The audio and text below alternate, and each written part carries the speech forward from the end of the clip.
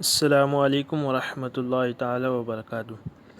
الصلاۃ والسلام علیک یا رسول اللہ صلی اللہ تعالی علیہ وسلم۔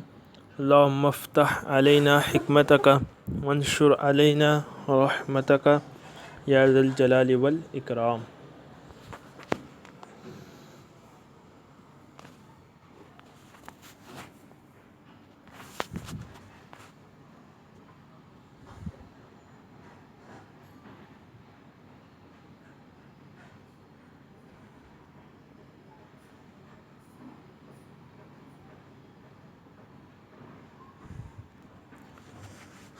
الحمدللہ ہم نے کل پڑھا تھا مرکب اضافی کا، تو ہم نے شروعات کی تھی مرکبات کی بحث، جس میں مرکب مفید، مرکب غیر مفید، پھر اس کی تقسیمات آپ نے جانی تھی۔ تو ابھی ہماری بحث چل رہی ہے مرکب غیر مفید کی جو قسمیں ہیں ان کو بالتفصیل سے بیان کر رہے ہیں۔ تو آپ نے جان لیا کہ مرکب اضافی کی مکمل بحث۔ آج ہم پڑھیں گے مرکب توصیفی، اس کی بھی تعریف کریں گے اور اس کے چند قواعد بس۔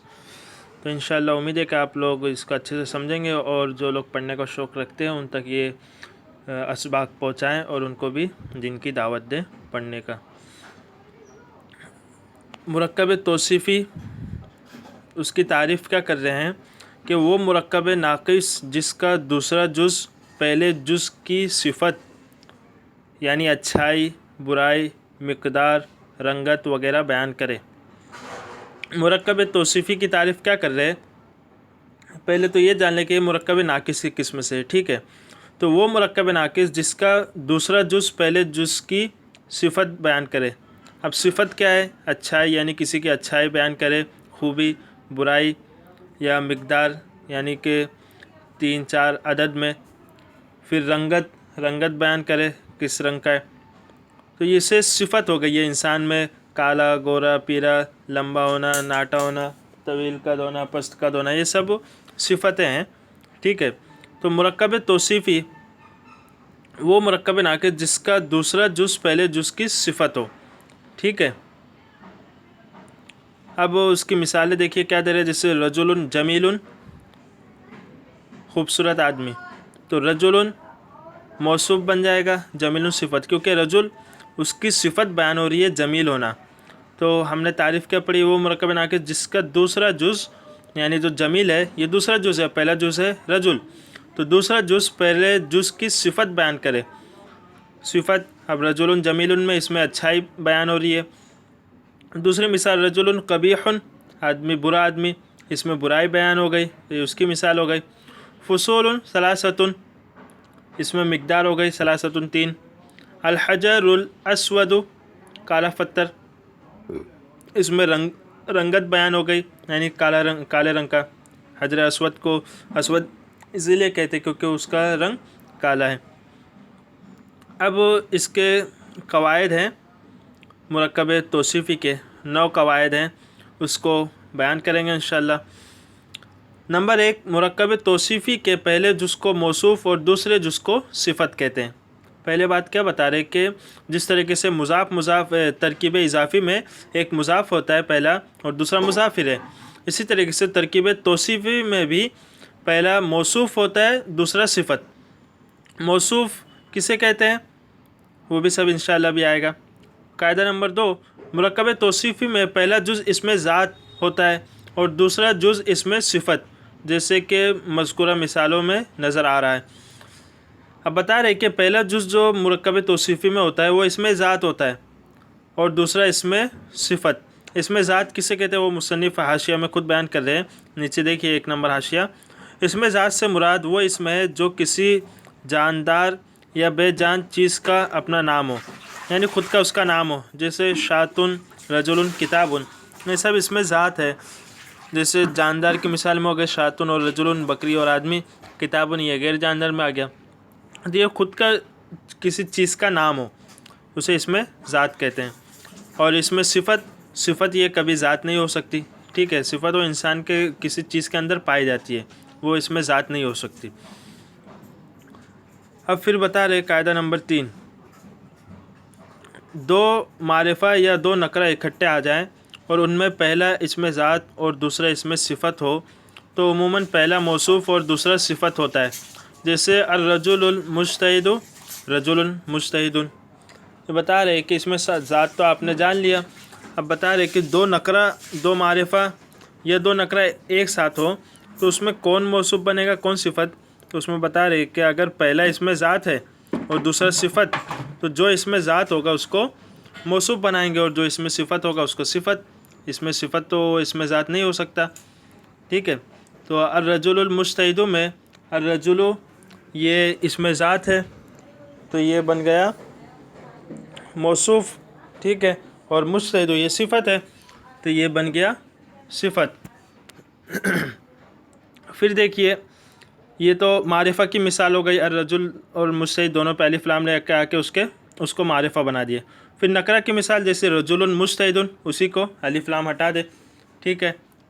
الرجل المجتہد یہ معرب باللام ہو گئے، جیسا کہ آپ نے پڑھا ہے نکرہ معرفہ میں.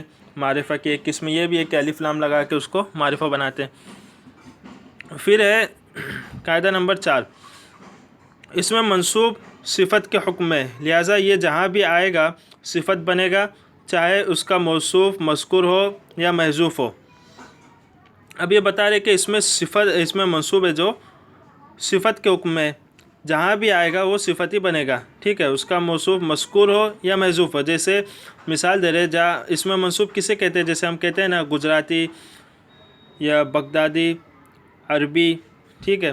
تو کسی مخصوص جگہ کے ساتھ اسے کہا جاتا ہے، اس کی طرف یا نسبت لگا دیتے ہیں تو اسے اس میں منصوب کہتے ہیں. اب دیکھیے جیسے مثال دے رہے جاء زید البغدادی، تو اس میں زیدو یہ موصوف ظاہر ہے، مذکور ہے. البغدادی اس میں منصوب ہے اور وہ صفت بن رہا ہے. اور جاء بغدادی یہاں پہ جو اس کا موصوف ہے وہ محذوف ہے. یہاں پوشیدہ نکالیں گے جاء رجل البغدادی. ٹھیک ہے. رجل یہاں پوشیدہ نکالیں گے. پھر ایک قاعدہ نمبر 5، ضمیر نہ موصوف بن سکتی ہے نہ صفت. اسی طرح علم بھی کسی کی صفت نہیں بنتا. اب بتا رہے کہ ضمیر جو ہوتی ہے وہ موصوف بھی نہیں ہوتی ہے، وہ صفت بھی نہیں بنتی ہے. ٹھیک ہے. اور آپ نے مضاف الیہ وہاں بھی جانا تھا کہ جو ضمیر متصل ہوتی ہے وہ ہمیشہ مضاف الیہ بنتی ہے، مضاف نہیں. اور یہاں آپ پڑھ رہے کہ ضمیر موصوف نہیں بنتی نہ صفت. ٹھیک ہے. وہ مضاف الیہ بنیں گے اکثر زیادہ تر. اسی طرح جیسے ربی، ربنا، ربکم. پھر بتا رہے دوسری بات، اسی طرح علم بھی کسی کی صفت نہیں بنتا. علم یعنی نام کسی ذات کا. تو علم جب نام ہوگا تو وہ کسی کی صفت تھوڑی ہوگا. ٹھیک ہے. وہ تو اس میں ذات میں آ جائے گا. پھر قاعدہ نمبر 6، اگر معدود کے بعد اس میں عدد واقع ہو تو اس میں عدد صفت بنتا ہے. جیسے نفقۃ واحدۃ علوم ثلاثۃ. معدود یہ بھی آپ نے سمجھ لیا تھا. معدود یعنی جس کو شمار کیا جائے، کسی چیز کو شمار کیا جائے، گنا جائے، اسے معدود کہیں گے. اور جس چیز سے گنا جائے اسے اس میں عدد، یعنی گنتیاں 1 2 3 4 یہ سب اس کے اس میں عدد. وہ بتا رہے اگر معدود کے بعد، یعنی جس چیز کو گنا جا رہا ہے اس کے بعد اس میں عدد واقع ہو، یعنی آئے، پہلے معدود آئے اور جو گنتیاں ہیں عدد ہے وہ بعد میں آئے، تو اس میں عدد صفت بنتا ہے. جیسے نفقۃ واحدۃ میں نفقۃ موصوف بنے گا، واحدۃ صفت. علوم ثلاثۃ 3 علوم، علوم موصوف بن جائے گا، ثلاثۃ صفت. اور آپ نے مرکب اضافی میں ایک قاعدہ پڑھا تھا کہ اگر اس میں جو اس میں عدد ہے وہ اگر پہلے آئے، اس میں عدد اگر پہلے آئے گا تو وہ مضاف بنتا ہے، اور بعد والا جو معدود ہوگا وہ مضاف الیہ. تو یہ دونوں میں فرق یاد رکھیے گا، مرکب اضافی اور مرکب توصیفی میں. مرکب توصیفی میں اس میں عدد ہے جو وہ مرکب اضافی میں اس میں عدد پہلے آتا ہے، اور مرکب توصیفی میں اس میں عدد بعد میں آتا ہے. ٹھیک ہے. معدود پہلے آئے گا. تو یہ ان کے پہچاننے کا طریقہ ہے کہ کون سا مرکب اضافی ہے، کون سا مرکب توصیفی. پھر بتا رہے قاعدہ نمبر 7، صفت موصوف سے مقدم نہیں ہو سکتی. موصوف یعنی جس کی صفت بیان کیا جائے اسے اس میں موصوف، اور صفت کسی چیز کی حالت بیان کی جائے، اچھائی برائی خوبی اس کی بیان کی جائے، اسے صفت کہیں گے. تو بتا رہے کہ موصوف ہمیشہ پہلے آئے گا اور صفت اس کے بعد. ایسا آپ کہیں نہیں دیکھیں گے کہ صفت کو پہلے لایا جائے عربی میں. ٹھیک ہے. اردو میں عموماً ہم یہی ترجمہ کرتے ہیں. عموماً اردو میں جو موصوف ہوتا ہے وہ بعد میں آتا ہے اور صفت پہلے، لیکن عربی میں موصوف پہلے آتا ہے اور صفت بعد میں۔ قاعدہ نمبر 8، مرکب توصیفی پورا جملہ نہیں ہوتا بلکہ جملہ کا جز بنتا ہے۔ یہ بھی آپ نے پڑھ لیا تھا کہ کیونکہ یہ مرکب ناقص کی قسم سے، اور مرکب ناقص کو مرکب غیر مفید کہتے ہیں اور غیر تام موصف کہتے ہیں۔ جملہ کسے کہتے ہیں وہ آپ نے پڑھا تھا، مرکب مفید کو جملہ کہتے ہیں۔ مرکب مفید اس میں بات پوری ہو جاتی ہے، اور مرکب ناقص میں بات پوری نہیں ہوتی، اس وجہ سے وہ پورا جملہ نہیں بنتا ہے بلکہ جز بنتا ہے۔ پھر قاعدہ نمبر 9 بتا رہے، یہ بہت اہم ہے، اس کو اچھے سے سمجھیے۔ صفت 10 چیزوں میں موصوف کے مطابق ہوتی ہے۔ جو صفت ہوگی یعنی موصوف کے بعد، وہ 10 چیزوں میں موصوف کے مطابق ہوگی۔ وہ کیا ہے؟ افراد، تثنیہ و جمع۔ افراد یعنی واحد، تثنیہ جمع وہ بھی آپ جانتے ہیں۔ مثالیں دیکھیے، رجل عالم، دیکھیے اس میں رجل واحد ہے تو عالم یہ بھی واحد ہے، افراد ہے۔ رجلان عالمان، رجلان تثنیہ تو عالمان یہ بھی تثنیہ ہے۔ رجال عالمون، رجال جمع ہے تو عالمون صفت یہ بھی جمع ہے۔ یہ 3 چیزیں ہو گئی۔ پھر بتا رہے اعراب میں، تو آپ نے جانا کہ اعراب 3 طریقے کے ہوتے ہیں، رفع، نصب، جر، تو پھر 3 شمار کیجئے، ٹھیک ہے۔ تو ان کی مثالیں دیکھیں، رجل عالم، یہی رجل پہ 2 پیش ہے تو عالم پہ بھی 2 پیش ہے۔ رجل عالمن، رجلن پہ 2 زبر ہے تو عالمن اس پہ بھی 2 زبر ہے۔ رجل عالمین، رجلن پہ 2 زیر ہے تو عالمین پہ بھی 2 زیر ہے۔ تو ہم کتنی چیزیں ہو گئی؟ ایک تو افراد، تثنیہ جمع 3، اور اعراب میں 3 چیزیں آ گئی تو 6 ہو گئی، ٹھیک ہے۔ پھر ہے تذکیر و تانیث یعنی مذکر مؤنث، تو یہ 2 چیزیں ہو گئی، تو 6 اور 2 8۔ جیسے مثال دیکھیے تذکیر و تانیث کی، رجل عالم، وہی مثال ہے کہ رجل مذکر ہے تو عالم یہ بھی مذکر ہے۔ امرأۃ عالمۃ، امرأۃ یہ مؤنث ہے تو جو صفت لا رہے ہیں عالمۃ اس کو بھی مؤنث لے کے آئے۔ یہ 8 ہو گئے۔ اب بچی 2، تعریف و تنکیر۔ تعریف و تنکیر یعنی معرفہ نکرہ، ہو گئی 10۔ اب ان کی مثالیں دیکھیے، الرجل العالم، الرجل اس پہ الف لام ہے تو العالم اس پہ بھی الف لام ہے۔ رجل عالم، رجل نکرہ ہے تو عالم یہ بھی نکرہ ہے۔ تو یہ 10 چیزیں ہو گئی، ٹھیک ہے۔ پھر دیکھیے آگے، البتہ بیک وقت صرف 4 چیزوں میں مطابقت پائی جائے گی، افراد میں، اعراب میں، تذکیر یا تانیث میں، اور تعریف یا تنکیر میں۔ یہ مکمل پوری 10 چیزیں تو شمار کرا دی، لیکن آپ دیکھیں گے کہ لفظ تینوں میں سے ایک ہی ہوگا۔ جیسے افراد، تثنیہ، جمع ہے تو اس میں سے لفظ ایک ہی ہوگا، یا تو واحد ہوگا یا تثنیہ ہوگا یا جمع ہوگا۔ اب ایسا تو ہو نہیں سکتا کہ ایک ہی لفظ ہو، وہ واحد بھی ہو، تثنیہ بھی ہو، جمع ہو، تینوں کے الگ الگ ہوں گے، ٹھیک ہے۔ تو اس طریقے سے اس کو ایک شمار کر لیجئے کہ افراد، تثنیہ، جمع، ایک یہ ہو گیا افراد۔ پھر اعراب، اعراب بھی 3 طریقے کے ہوتے ہیں، رفع، نصب، جر۔ اب ایک لفظ پہ ایک ہی اعراب آئے گا، ایسا تو ہے نہیں کہ 2 اعراب ایک لفظ پہ ایک ساتھ آ جائے، ٹھیک ہے۔ تو تینوں اعراب کو ایک کو شمار کر لیجئے، اعراب کہہ دیجئے، تو یہ 2 ہو گیا۔ پھر تعریف و تنکیر، لفظ یا تو مذکر ہوگا یا مؤنث، دونوں میں سے ایک، ٹھیک ہے، تو اس کو بھی ایک شمار کر لیجئے۔ پھر تعریف و تنکیر، اچھا پہلے تھا تذکیر یا تانیث، پھر ہے تعریف یا تنکیر یعنی معرفہ یا نکرہ، تو دونوں میں سے ایک ہی لفظ ہو گیا، تو معرفہ ہوگا ایک لفظ یا نکرہ، دونوں نہیں ہو سکتا۔ تو اس کو شارٹ کٹ میں 4 قسم کہتے ہیں، یعنی 4 چیزیں، افراد، اعراب، تذکیر و تانیث، تعریف و تنکیر۔ اور حقیقت میں تفصیل کے ساتھ دیکھیں تو یہ پوری 10 چیزیں ہو جاتی ہے، جیسے کہ 9 قسم میں شمار کرا ہے، ٹھیک ہے۔ تو یہ ان چیزوں کا آپ خیال رکھیں۔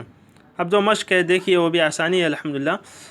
درج ذیل الفاظ کا ترجمہ کرے اور موصوف صفت الگ الگ کرے۔ اب ترجمہ آپ کو کرنا ہے، اس میں آپ کو یہ خیال رکھنا ہے کہ موصوف صفت کا ترجمہ کس طریقے سے ہوتا ہے، جیسے کہ اوپر مثالوں میں آیا ہے، ٹھیک ہے۔ جیسے طفل جمیل، بیت نظیف۔ طفل موصوف، پہلا موصوف ہوتا ہے، آپ نے پڑھا، دوسرا صفت۔ اور اردو میں کیا ہوتا ہے، صفت کا ترجمہ پہلے کرتے ہیں، موصوف کا بعد میں۔ تو جمیل کا ترجمہ پہلے کریں گے، خوبصورت، طفل بچہ، خوبصورت بچہ، ٹھیک ہے۔ تو آپ کو ان باتوں کا خیال رکھنا ہے کہ موصوف صفت کا ترجمہ کیسے ہوتا ہے۔ تو اس میں وہی آپ کو مقصد ہے کہ آپ کو اس سے پہچانے کہ نہیں آپ کو ترجمہ کرنے آ رہا ہے کہ نہیں موصوف صفت کا، اس لیے اس میں کہا ہے کہ موصوف صفت الگ الگ کرے اور ترجمہ کرے۔ پھر ہے درج ذیل الفاظ کی عربی بنائیں۔ اس میں بھی آپ کو خیال رکھنا ہے کہ موصوف صفت میں کس طریقے سے عربی بناتے، صفت کو پہلے لاتے یا موصوف کو پہلے لاتے، وہ سب پہچاننے کے لیے اس کی عربی بنانے کو کہا ہے۔ ٹھیک ہے، تو انشاءاللہ امید ہے کہ آپ کو سبق سمجھ میں آ گیا ہوگا۔ اگر کچھ نہ سمجھ میں آئے تو آپ ہم کو بتا سکتے ہیں۔ السلام علیکم ورحمۃ اللہ تعالی وبرکاتہ۔